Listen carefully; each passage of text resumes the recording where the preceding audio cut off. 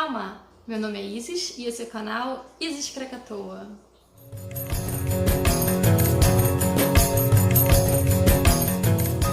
Hoje eu vou falar sobre a origem do nome que eu uso, que é Krakatoa, né? Depois do meu nome verdadeiro, que é meu primeiro nome é Isis mesmo. E por que eu uso Krakatoa no meu nome, né?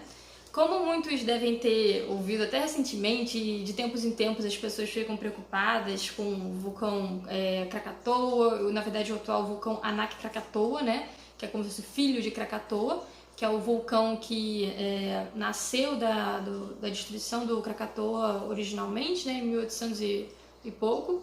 Esse vulcão, por que eu gosto da história desse vulcão, na verdade? Quando eu era mais jovem, criança, né, eu estudando na aula de geografia, eu devia ter mais ou menos 12 anos por aí, ou até 10, não me lembro ao certo, mas estava estudando geografia e na apostila vinha a história do vulcão Krakatoa. O que aconteceu, né, muitos já sabem, tem até alguns vídeos mais explicativos. Posso fazer posteriormente um vídeo falando também sobre a história da explosão do vulcão Krakatoa.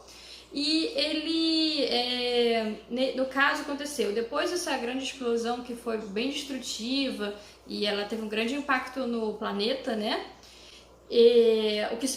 A ilha ficou toda destruída, né? Se ela destruiu lugares distantes, imagina a própria ilha original, né? Ficou totalmente destruída, perdeu todos os seres vivos, animais, plantas, né? E foi o que aconteceu. Mas, pouco tempo depois, mais ou menos uns 50 anos, era o que contava nessa minha apostila de geografia da escola, a ilha tinha se regenerado. Tinham voltado à natureza, as árvores, as flores, os animais, insetos, até mamíferos acabaram voltando e sendo encontrados na ilha, répteis, né, cobras. E aí era um grande mistério, como pode uma ilha isolada, que ninguém foi levar esses animais para lá, ninguém levou essas plantas para lá. Como é que pode uma ilha, depois dessa explosão, de toda essa destruição, em tão pouco tempo regenerar toda a natureza, né? E se vocês procurarem fotos do Anak Krakatoa, vocês vão ver que é um lugar bem... tem bastante natureza realmente, né? Com bastante árvores, né? Enfim... Então, vocês pensam, como é que pode, né? Depois dessa destruição toda, como que isso sobreviveu? E aí que vem a questão, porque é conhecido como o solo, né? É um solo bastante fértil, esses solos nessas áreas vulcânicas, decorrente das próprias explosões vulcânicas, né? Tanto que na origem do nosso próprio planeta, os vulcões foram necessários para a origem da vida. E isso é uma informação que a gente acaba aprendendo na escola e depois a gente esquece, e a gente só fica preocupado com o poder destrutivo dos vulcões. Só que outra coisa que a gente tem que pensar, que muitas vezes a gente pensa, o vulcão ele pode explodir, destruir e ter os impactos no planeta. Sim, mas também não podemos impedir que esses vulcões explodam em algum momento, né? Por quê? Eles são as forças da natureza e eles são necessários, mas eles são necessários para o planeta existir como ele é, né? Então não tem como a gente impedir que isso aconteça. O que a gente pode fazer é lidar com essas forças da natureza, forças necessárias para a vida, inclusive, né? Se eles não existissem, não existiria a vida no nosso planeta. Então, devido a essa história, dessa relação de demonstrar o poder da força da natureza e dessa característica yin-yang até de extremos, no extremo de vida, de destruição, do caos e da harmonia, isso foi uma coisa que, quando eu li, eu nem conhecia o conceito de yin-yang na época, né? Hoje em dia eu conheço muito melhor. Mas na época eu entendi como uma demonstração do que a natureza é, dessa força, dessa oposição da vida e da morte. E como isso é um ciclo que é natural e necessário para tudo na nossa vida, né? Para todas as coisas do nosso planeta.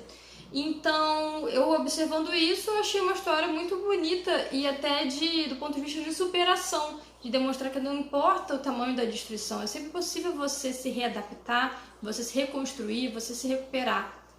Então, acontecem coisas, né? E a gente pode superar elas, a gente vai poder passar por isso e de alguma forma, é claro que não vai ser como antes, né? Do Krakatoa surgiu o Anak Krakatoa, mas ainda assim ele está ali. Então, e a natureza também se reconstrui. Não vai ser a mesma coisa, mas vão ser novas formas. E essa é a natureza das coisas, da vida, do universo. As coisas sempre vão estar se transformando num constante movimento. Tanto que na filosofia oriental, a gente tem um livro do I Ching, que chama do livro das mutações, que ele exatamente fala sobre isso, sobre como as coisas estão sempre em transformação, sempre em movimento, e o movimento é base para as coisas estarem vivas, né? Então tudo que está vivo, em algum grau, está em movimento, e isso é uma coisa importante. E aí depois vem as questões filosóficas mais complexas do caos e harmonia, né? Tudo isso é realmente muito complexo, confuso, difícil de a gente entender, pensar que como uma coisa que a gente tem que conviver com coisas que são também desagradáveis às vezes, né? Como as chuvas são importantes, mas aí você pode ter enchentes e também tem as outras consequências e situações que podem causar destruição e perca até de vidas. Mas quando a gente fala da natureza, a gente tem que aprender a conviver sempre com ela, que é diferente de quando é uma ação do ser humano diretamente destruindo alguma coisa. Então, por conta dessa história, que é um pouco ampla, né? Não é muito bem definido, mas é um conceito para mim que representa sempre a recuperação até da mitologia da própria Fênix, que também representa isso, que depois, mais pra frente, eu fui conhecer, que é do pássaro que renasce das cinzas. Ele queima, né? E ele morre supostamente, mas depois ele renasce criando esse ciclo de infinito de vida e morte e renascimento. Então, essa é uma história muito bonita. Tá na nossa cultura e na cultura da humanidade de diversas formas, até nas culturas das religiões, e é por isso que é o nome que eu uso, e também é por isso que agora é o novo nome do meu canal. Então, espero que tenham gostado do vídeo. Se inscreva no canal, curtam o vídeo, ativem o sininho de notificações e até o próximo vídeo. Tchau, tchau! 再见。